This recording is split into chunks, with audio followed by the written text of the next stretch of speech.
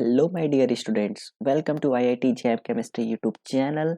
Students, आज का ये प्रॉब्लम जो हमारा यहाँ पे दिख रहा है कि पूछा गया है कि the rate of solvolysis of 1 to 4 follows. मतलब हमें रेट ऑफ सॉल्वोलिसिस बताना है। ठीक है, अब कैसे बताओगे? सबसे पहले आपको पता होना चाहिए सर कैसे फाइंड आउट कर रेट ऑफ सॉल्वोलिसिस, क्या फंडा होता है। तो students, rate of solvolysis find out करने का तरीका ये है कि हम लोग देखेंगे कि जो हमारा इंटरमीडिएट फॉर्म होगा, ध्यान से सुना, जो हमारा इंटरमीडिएट फॉर्म होगा वो कितना स्टेबल है। ठीक है, जितना ज्यादा स्टेबल होगा उतना ही ज्यादा वो रेट ऑफ सॉल्वोलिसिस, मतलब उतना ही ज्यादा उसका रेट होगा। इतना समझा? चलो लिख लेते हैं आपको आपके लिए कि rate of solvolysis solvolysis is directly proportional किसके है? स्टेबिलिटी। क्या है? Stability of reactive intermediate. कौन सा रिएक्टिव? कौन?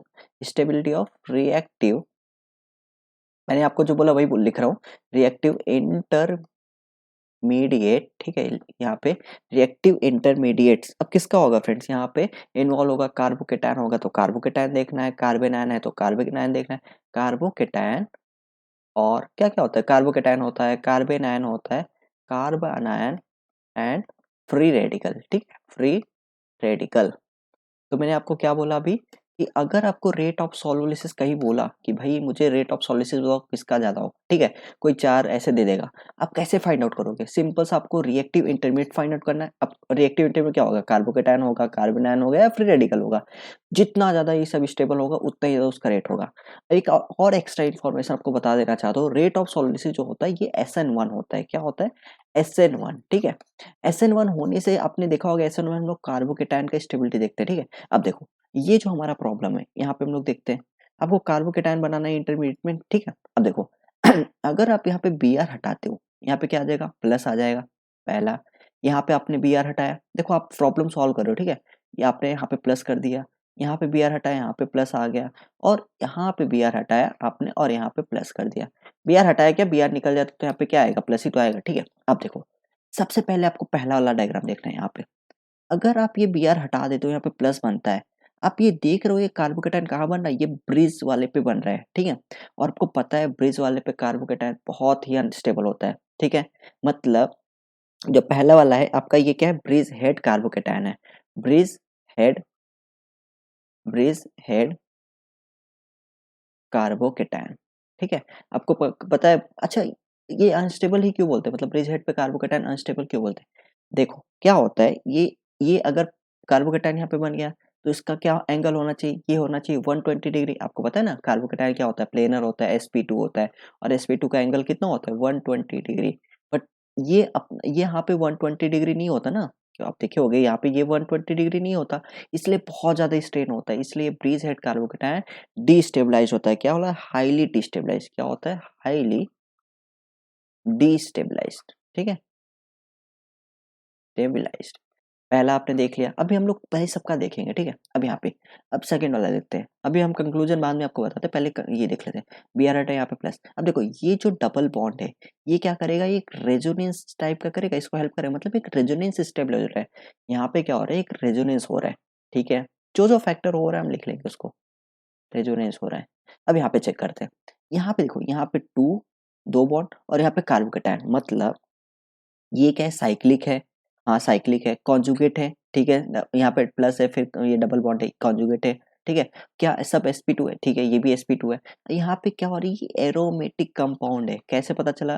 देखो ये हॉकल रूल को फॉलो कर रहा है। यहाँ पे कितने पाई इलेक्ट्रॉन है? 2 पाई इलेक्ट्रॉन है। ठीक है, आपको पता है 4n+2 पाई इलेक्ट्रॉन को जो फॉलो करता है वो हॉकल रूल होता है। मतलब पहला कंडीशन तो साइक्लिक होना चाहिए, फिर कॉन्जुगेट होना चाहिए। ठीक है, और sp2 कार्बन होने चाहिए। ये सब तो आपने देख लिया। और ये होता है कि हुकल रूल्स की 4n+2 पाई इलेक्ट्रॉन होने चाहिए, वेर n इक्वल टू 0 1 2 3 ऐसे होते हैं। ठीक है, अब देख यहाँ पे क्या है? यहाँ पे अगर n की वैल्यू 0 पुट करते तो आपका क्या आएगा? 2 पाई इलेक्ट्रॉन। तो ये आपका 2 पाई इलेक्ट्रॉन है। इसका मतलब ये आपका कंपाउंड जो है एरोमेटिक है। आपको पता है एरोमेटिक कंपाउंड सबसे ज्यादा स्टेबल होते हैं। ठीक है, अब देखो इस पे ध्यान करते हैं। इसका हम देखेंगे, ये भी साइक्लिक है। ठीक है, साइक्लिक है, चलेगा, कोई बात नहीं। प्लेनर है, कॉन्जुगेट है, सब कुछ है। क्या हुकुल रूल को फॉलो कर रहे हैं? तो 4n+2 पाई इलेक्ट्रॉन। अब यहाँ पे देखो कितने इलेक्ट्रॉन आ रहे हैं, यहाँ पे आ रहे 2 + 2, यहाँ पे तो 4 आ रहे हैं, मतलब ये तो एंटी एरोमेटिक है, तो 4 एंड पाई को सेटिस्फाई कर रहा है, इसको नहीं सेटिस्फाई कर रहा, 4 एंड पाई को सेटिस्फाई कर रहा है, मतलब ये क्या है, एंटी एरोमेटिक कंपाउंड।